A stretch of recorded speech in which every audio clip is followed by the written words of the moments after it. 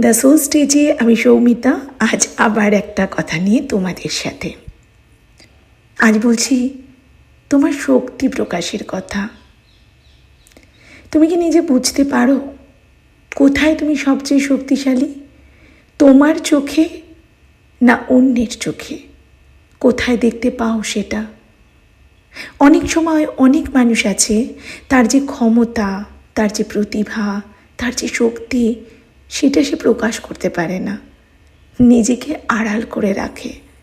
কিন্তু এই নিজেকে আড়াল করে রাখাটা তোমার দোষ নয়। রাহু যদি দশম ঘরে থাকে, তাহলে নিজেকে আড়াল করে ফেলা তোমার এক কার্মিক অভ্যাস। আজ একটু নিজেকে প্রকাশ করার চেষ্টা করো। কি হবে?